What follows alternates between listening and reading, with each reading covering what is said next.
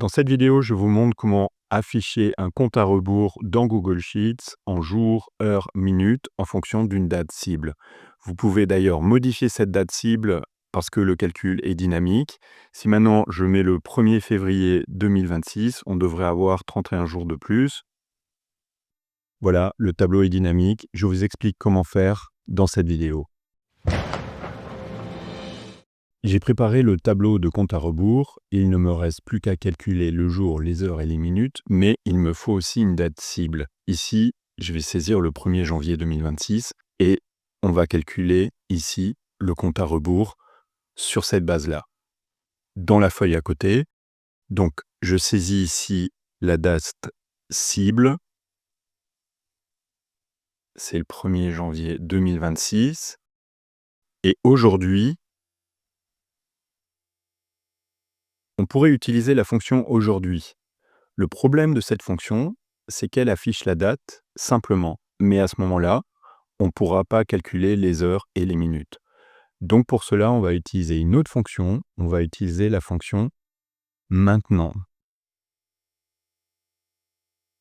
qui nous donne la date et l'heure exacte. Et à partir de là, on peut calculer des différences et qu'on va utiliser après dans le tableau. Donc ici, on aura les jours, les heures et les minutes. Et c'est progressivement qu'on va constituer le compte à rebours. Avant de commencer, vous devez comprendre qu'une date est enregistrée sous forme de nombre dans Google Sheets et dans Excel, par exemple. Je copie ici cette date-là, je vais ici dans les formats et on va mettre en nombre. Et vous voyez, c'est un numéro qui apparaît. Un nombre entier ici parce que ici, il n'y a pas d'heure. C'est le 1er janvier 2026 à minuit. Et si je copie ici cette information-là et que je fais la même chose que je mets en nombre, eh bien, on a une donnée fractionnée parce qu'on a une heure exacte. Et vous voyez que ce nombre ici est plus grand que ce nombre-là, parce que ce nombre est dans l'avenir un peu plus loin qu'aujourd'hui. Et donc, pour avoir la différence en jours, il nous suffit de faire la cible, la date la plus lointaine, moins la date actuelle. Et donc, on a cette différence en jours, mais on n'a pas un nombre entier.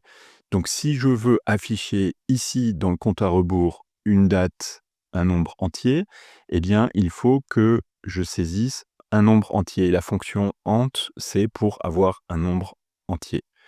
Ou vous pouvez aussi utiliser la fonction arrondi inférieur. Et on va saisir ici cette information. Et comme ça, on a aussi le nombre de jours exact. Et après, si on veut la différence en heures, eh bien, je vous ai montré ici, on a une fraction. Eh bien, en fait, le numéro 1 enregistré dans Google Sheets, ça représente 24 heures.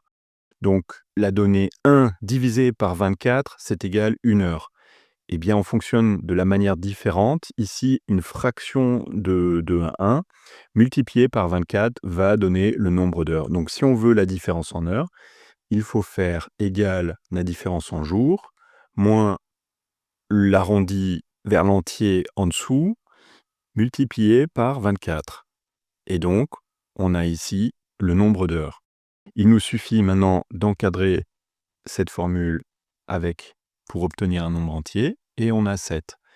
Pour obtenir les minutes, c'est encore une fois la même chose.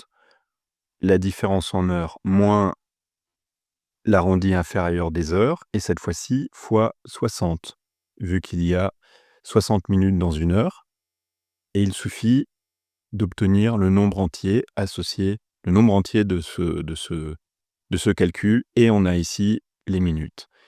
Et donc, maintenant, on peut ici, jour, faire appel à cette cellule-là, les heures, pareil, ici, et les minutes à cette cellule-là. Voilà. Maintenant, le format ici, vu que vous avez des heures et des minutes qui apparaissent, vous pouvez changer le format d'heure parce que là, on ne voit pas l'heure de l'échéance. On peut aller ici, dans date et heure personnalisée et chercher quelque part, soit modifier soi-même, soit chercher ici. Par exemple ici, voilà, c'est pas mal.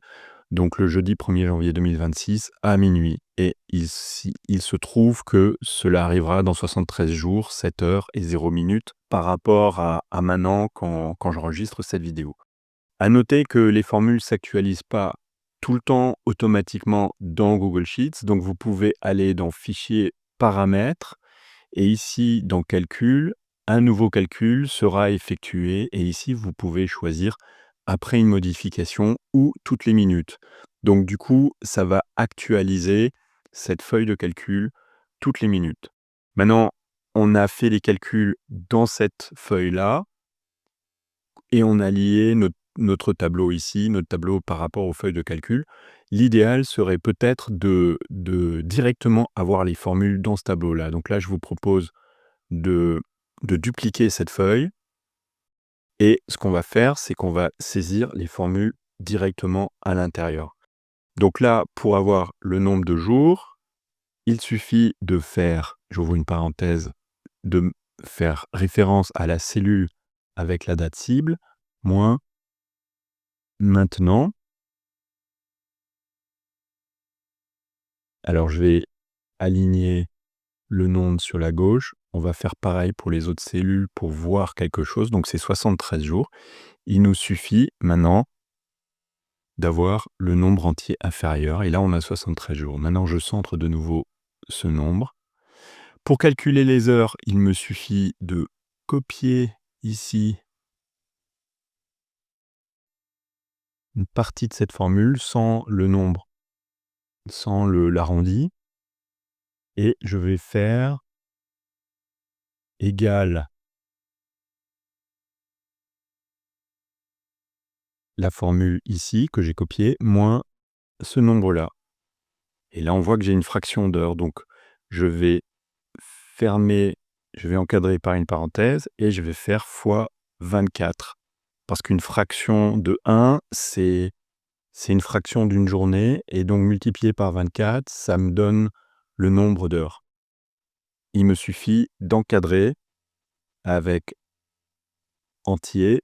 Et donc là, j'ai le nombre d'heures. Il me suffit de centrer maintenant le nombre. Et pour les minutes, c'est pareil. On va faire de la même manière.